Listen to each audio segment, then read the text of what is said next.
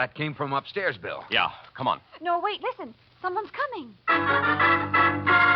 Mr. and Mrs. North, starring Richard Denning and Barbara Britton. Listen as Pam and Jerry solve the mystery, Brother Danny. A police car cruises down Burgess Street. Riding in it are Detective Sergeant Marty Lucas and his partner Harry Maddox. Lucas and Maddox of the 42nd Squad. Burgess Street, Lime Park, Stuyvesant Circle is their beat, and they know every inch of it. They were born here, raised here, and still live here. From every blazing neon sign over every shabby store to every shadow in every dark corner, they know it all. Oh, 11 o'clock. Man, isn't this shift ever going to end? Who cares? Boy, oh boy, aren't you doubled over with laughter tonight. What's eating you anyway, Marty? Nothing. You need a little nightlife, boy.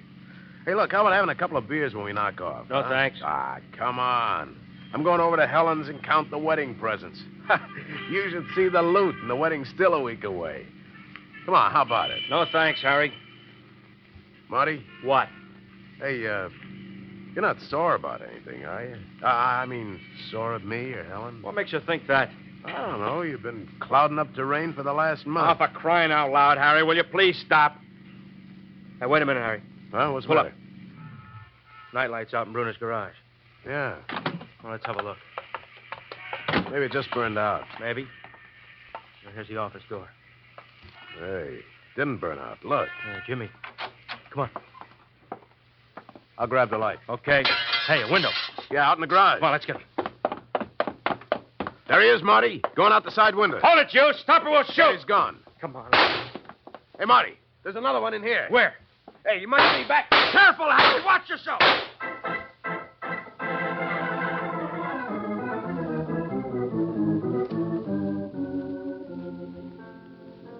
Oh, don't go yet, Bill. It's just a little after 11. Yeah, let me at least fix you a nightcap, Bill. Well, all right, but make it a short one. I'll do it, Jerry. You? Oh, Pam, dear, you've never mixed a drink in your life. Well, that doesn't mean I can't. You stay there and talk to Bill. Well, okay. Now, as I was saying, Bill, this manuscript I'd like you to read was written by a retired police captain in the little town of... yes, Pam? Which glasses do I use? The ones on the middle shelf there. Well, this police captain had written a terrific... Jerry? Yes, dear. Do I put the ice in first or last? First. As I was saying, this police captain wrote... Jerry? Yes, dear. Do I put in one jigger or two? One. Oh, now, where was I? Oh, yes. This police captain has written about two guys... I told you I could do it. Now, what were you two talking about while I was gone? I was telling Bill about the police captain who... Oh, well, it isn't much of a story anyway. Hello. Lieutenant Wagon? Just a minute. Thanks, Jerry. Hello? Oh, yes, Inspector. Who? Where? Yeah, I'll get right down there. Oh, what is it, Bill? A detective on the 42nd Squad was killed breaking up a robbery in a garage on Burgess Street. Now, look, Jerry, I came over in a cab. Could you run me down there? Well, of course, Bill. Did you know the man who was killed, Bill? Well, slightly. His name was Harry Maddox.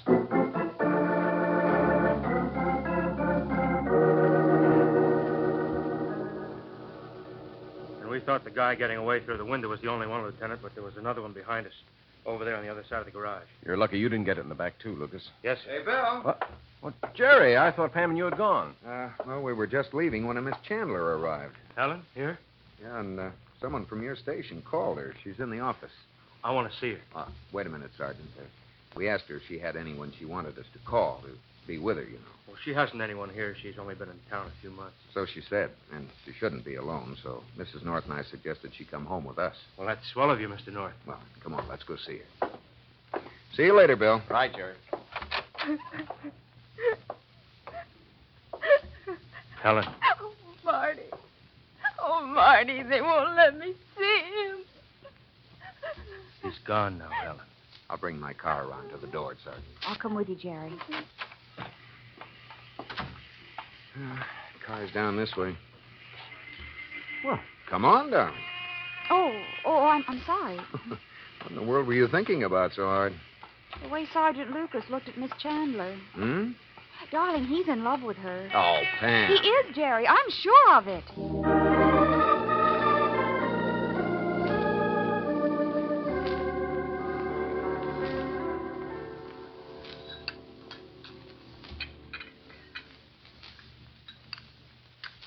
Ma, will you leave me alone? I said I don't want any breakfast. But you can't go to school. Leave me alone. Danny, what's the matter with you? Nothing. I'm just not hungry. Marty isn't home, huh? No, and I'm worried. He usually calls. Forget it. He's a big, brave cop. Danny, Marty's your brother, and you Sure, I know. Blood's thicker than water and all that stuff. Well, here comes New York's finest now. I gotta blow. I'm going out the back way. See you later, Ma. Marty, Yeah, Ma. where you been all night? I've been worried. I'm sorry, Ma. I should have called. Got some coffee? Yes. Thanks. Ma, Yes? Harry Maddox was killed last night. Killed. Oh, Marty. Now, look, Ma, don't use this to tee off on me again about quitting the force. I know the speech by heart. Look what happened to Dad. It might have been me last night instead of Harry, and some night it will be me instead of the other guy. And it will, Marty. Please, Ma, let's not go through it again. Not now. For 15 years, I spent every day waiting for your father to come home, wondering if he would come home. I'd watch him put his revolver in this drawer. And then one night, I had to put it away for him. It's been cleaned.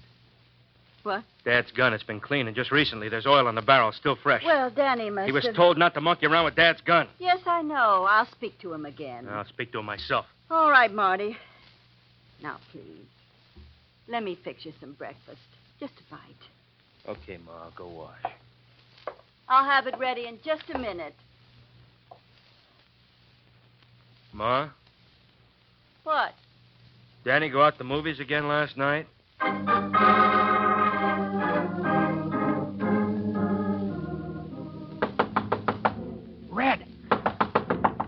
Red, it's me, Danny. Come in. You seen the newspapers? Yeah, I seen him. Every cop in town's looking for us. Including your big brother, I suppose. Why'd you do it, Red? Why'd you plug him? Shut up. You could have gotten out of there without killing him. I shouldn't have let you have the gun. I should have... Shut up. Now listen, you little punk. You gotta hang on to yourself. You understand? You gotta do just like I say. Okay, Red, Put the gun back. Yeah. Cleaned? Yeah. Okay. Now you're going to school today. I can't, Red. I Shut can't... up and listen. You're going to school and I'm going to work. Just like nothing happened. Just like it was yesterday or last week or last year. Maybe we ought to get out of town, Red. Don't be a sap. But if... they'll send us to the chair if Not me, they won't. No cop's ever going to take me. Not alive. If they come after me, I'll take a few of them with me before I go. Red. I mean it. I got nothing to lose. Not a thing.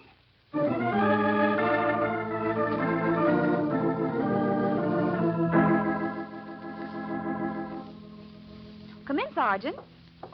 I'll tell Miss Chandler you're here. Thanks.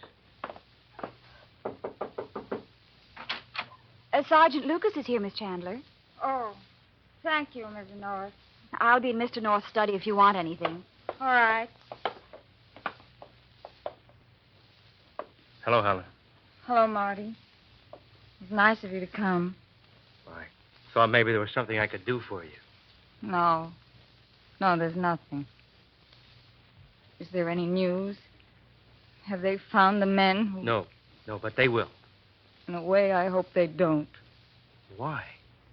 I think if I ever saw those men, just got a glimpse of them in jail or in court or somewhere, I'd kill them if I could. Helen, don't talk like that. You don't mean it. I think I do. Well, you've got to think of yourself, Helen. You still have a life to live. What kind of a life is it going to be now? A good one. It can be a good one, Helen. Look, I know it's a little too soon to say this, but, well, I want you to know that Harry wasn't the only one in love with you. Oh, Marty. Someday Marty, please don't. All right, Helen. I won't say any more right now. answer it. Hello? What? Why, yes, he is, Bill. Just a moment. It's for you, Sergeant. Lieutenant White. Oh, thanks. Hello, Lieutenant. Lucas, the temporary assignment to homicide you asked for has been okayed. Good. On one condition. Yes, sir. You're a cop, Lucas, and you don't forget it. What you do forget is that Maddox was your friend, that you ever knew him or saw him or talked to him. There's nothing personal about this. This is a murder case. Yes, sir, I understand. Okay. Lieutenant, is there anything new? Just one thing about the gun that killed Maddox. Ballistics hasn't finished running its tests on the slugs yet, but we know this much. They came from a .38 caliber police special.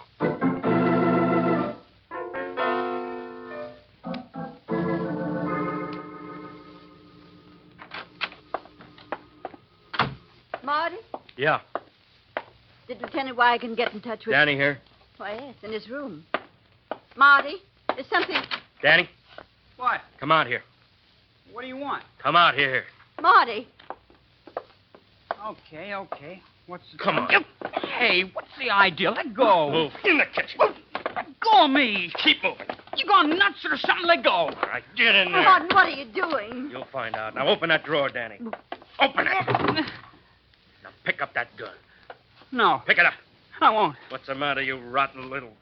You afraid? Go of me. Let go. Okay. What is this all about, Martin? He killed Harry Maddox Kill. with Dad's gun.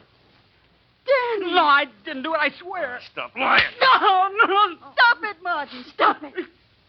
Danny, tell the truth. Did you kill Harry Maddox? No. I want the truth, Danny. I was in Bruner's last night, yeah, but Danny. I didn't shoot Maddox. It was Red. Red? Red Dublin. I know Dublin. How'd you get tangled up with him? I met him hanging around Murphy's joint on Burgess Street. Oh, Danny. Okay, Danny, get your coat. What are you going to do? I'm taking him in. No. Ma, If he says he didn't kill Harry Maddox, I believe him. whether he's the one who actually shot Harry's beside the point. He was robbing Bruner. He's just my as guilty. son. My son. That's all I care about. Will arresting Danny bring Harry Maddox back? No. And if it would, Martin, you wouldn't arrest him. What? You're glad Harry Maddox is dead. Glad. Because of Helen Chandler. You love her and want her, and you always have. And now maybe you can have her. And that's why you're glad Harry's dead. Ma, you're crazy. Harry was my friend. And Danny's your brother. But go ahead, Martin. You can prove I'm wrong. That down inside you're not glad Harry's dead. You can prove it very easily. All you have to do is arrest Danny. Well, Martin?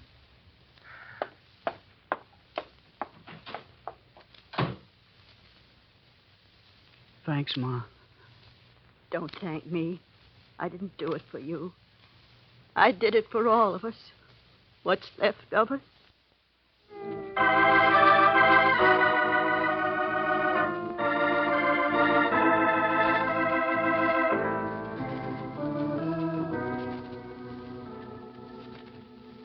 Well, Bill, come on in. Oh, thanks. Oh, glad I found you home, Jerry. Pam, it's Bill. Bill, what are you doing here? Looking for Marty Lucas? Oh, he left here hours ago. What did you want to see him about? We know whose gun it was that killed Harry Maddox. Oh, and you arrested the man? Oh, no, Pam. The man who owned the gun has been dead 12 years. What? He was a policeman. Marty Lucas's father. Father? Yes. Lucas's father and a man he was trying to arrest killed one another in a gunfight. And as a matter of routine, a ballistics test was run on Lucas's gun. Now, the slug taken from the man Lucas's father killed matches the slugs that killed Maddox. Well, do you know what happened to the gun? Well, I understand it was returned to Mrs. Lucas. Gollies. Oh, what's the matter, Pam? Do you think it's possible that Marty Lucas killed Harry Maddox? Oh, Well, he Pam. could have been carrying his father's revolver instead of his own for days or weeks, maybe, waiting for the kind of situation where he could kill Harry Maddox. But why would he want to kill Maddox? Well, I don't know, except, well, he's in love with Helen Chandler. Now, you're just guessing at that, Pam. Last night I was, but today I heard Marty Lucas admit it to Miss Chandler. I didn't mean to listen, but, But you did. well, not exactly. Oh, darling, for a woman who never exactly listens, you hear an awful lot. Is Miss Chandler still here? Yes. Well, I want to talk to her. Oh, this is fantastic, Bill. Well, perhaps, but it won't do any harm to ask Miss Chandler a few questions. Miss Chandler? Miss Chandler. Well, that's funny. Why doesn't she answer? Well, let's find out. She isn't here. Well, she was just a few minutes ago, and she couldn't have gone without us seeing her. Oh, yes, she could, dear. The window. Right. Out the window, across the balcony, and down the fire escape. But why? I think I know. Come on, we've got to get over to Marty Lucas's right away.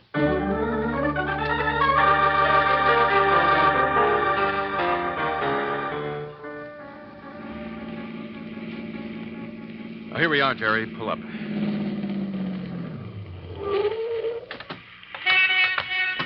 Well, this may be a wild goose chase. I was here about an hour ago, and no one was home. Well, Lucas lives here with his mother and younger brother. Let's see. Upstairs, second floor rear.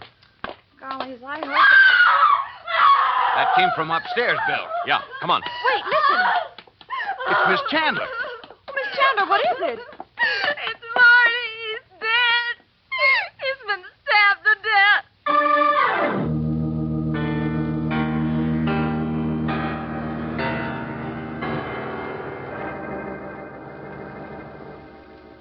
And then when nobody answered the bell, I tried the door. It was unlocked, and I came in, and I saw Marty. And then you screamed and ran out of here and bumped into us. Yes. Mrs. Lucas, when was the last time you saw your son? About 4 o'clock this afternoon. I see. And where were you this evening? I went for a walk. And you, son, were you here when your brother got home? No, sir. Miss Chandler, why did you sneak out of the North's apartment? I heard you and Mr. and Mrs. North talking. I gathered that. When I heard Mrs. North say it might have been Marty who killed Harry, I came over to find out for myself if it was true. Why? I don't know why. Well, then maybe I can tell you, Miss Chandler. You came here, hid your suspicions from Marty Lucas, and then when the opportunity arose, you took a knife from the kitchen and stabbed him in the back. Oh, no, that's not true. And then when you started to leave, you heard Mr. and Mrs. North and me, and to try to divert suspicion from yourself, you screamed, pretending you'd just seen Lucas's body. No, I didn't kill him. I didn't kill him. Mrs. Lucas, do you know of anyone aside from Miss Chandler who had a motive to kill your son? Well, Ma? No, Lieutenant. No one.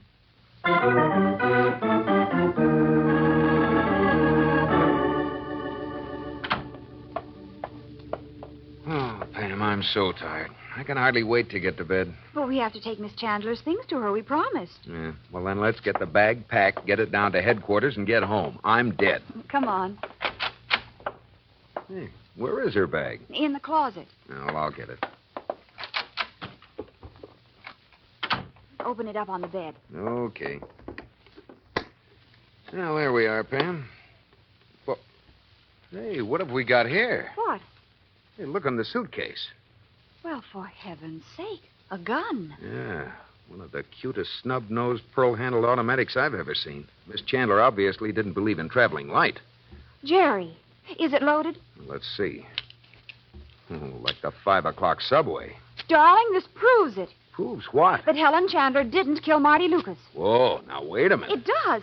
If Helen Chandler had gone to see Marty Lucas with any intention of killing him, she certainly would have taken this, wouldn't she? Pam, I think you're right. Well, darling, we have to tell Bill about this. He sent Miss Chandler down to headquarters with Sergeant Donahue, so we may still be at the Lucas apartment. Well, on our way, let's stop there first. Come on, darling, and bring that gun.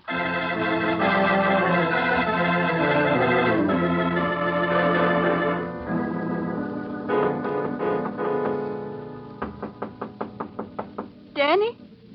Danny? Come in, Mom. Were you asleep, Danny? No, I was just lying here, thinking. I've been thinking, too, Danny. You can't do it, can you, Ma? How did you know? I could tell. Even when you were lying to the lieutenant for me, I knew you couldn't go on lying very long. And even if you wanted to, I wouldn't let you. That's what I've been thinking about. Oh, Danny. I shouldn't have let you stop Marty from taking me in. I'm going to give myself up, Ma. First your father, and then Martin. Now you. Oh, don't cry, Ma. What happened to us? It's my fault. I kept thinking how you had to work, how we never had nothing after Pa died, and how we never would. You'd never get rich being a dressmaker, and neither would Marty being a cop. I figured it was up to me. But that was just an excuse. I wasn't thinking of you or Marty or anyone except myself. But look, Ma, I didn't kill Marty. I wouldn't have done it. You got to believe me. I believe you, Danny. I wouldn't have lied for you if I didn't. Come on, Ma.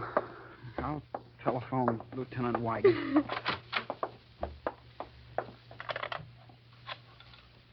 Put down that phone, Danny. Red, Put it down. how'd you get in here? First time I picked the lock on the back door. This time I used the key. Martin's key. I see you got yourself a gun of your own now, Red. Put that phone down, Danny. Why'd you kill Marty? I found out he was looking for me. Maybe to arrest me. Maybe just to kill me. I don't know. But I had to do something, so I came up here and waited for him. It's either him or me. What do you want now? I just came up to see what the cops had to say. It doesn't make any difference what they say, Red. I'm giving myself up. No, you're not, Danny. He is. You want him to go to the chair? He won't if he gives himself up. You can't be sure of that. I'll take my chances. You're not getting any chances, Danny. Remember what I said. I got nothing to lose. You pick up that phone and you're dead.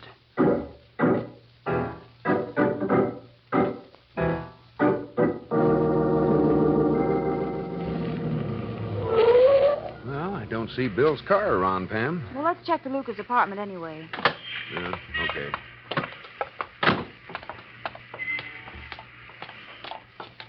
I'll get the door. Thank you. We probably should have telephoned and found out. Jerry! A gunshot. It came from upstairs. Come on, Pam, let's... Jerry, wait, listen. Someone's coming. Pam, turn off that light. All right. What the... Jerry, it's a man. I can't see him, but... Yes, and he can't see us. Shh. Who turned off that light? Get Helen Chandler's gun out of your purse, Pam. All right. Come on. Who is it? Here, Jerry. All right, now get back behind the stairs. What are you going to do? Quiet, Pam. Listen. Whoever you are down there, get out of my way. I got a gun. What do you think I've got? You're cops. That shot went into the ceiling, fella, but the next one will be on the level. Jerry, he's going back upstairs. You stay here, Pam. No, I'm coming with you. Stay where you are, Red. And drop that gun. Danny. Drop it, Red. I got Marty's gun. I'm just itching to use it on you. Pam, listen. That's Marty Lucas's Don't brother. shoot. Don't shoot, Danny. There's cops downstairs. Don't shoot. Then drop that gun. All right. All right, there. Come on, let's get up there, Pam. Mr. and Mrs. North. Oh, Danny, you're hurt. No, I'm okay. Red here doesn't shoot very good unless he's shooting a guy in the back. What do you mean? Go telephone Lieutenant Wigan. You'll hear all about it when he gets here.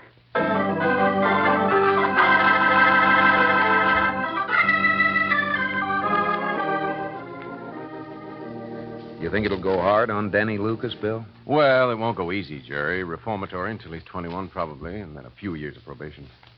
Yeah, it'd have been a lot tougher for him if he hadn't turned against Red Dublin and actually risked his life to give himself up.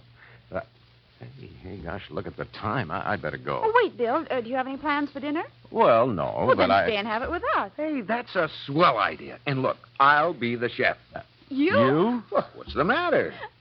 Well, I don't like to say this, darling, but you're not a very good cook. Oh, no? Oh. Well, Bill can tell you differently. Remember the meals I stirred up on our hunting trip last fall, Bill? Yeah, I remember. Oh, I'll make another of those hunter stews I cooked up. You remember that stew, Bill? Oh, yes, very well. We had it for dinner our last night out. Oh, that's right.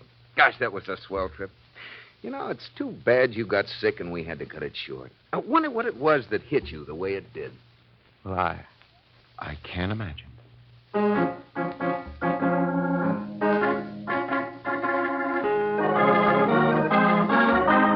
The Adventures of Mr. and Mrs. North are brought to you through the facilities of the United States Armed Forces Radio Service.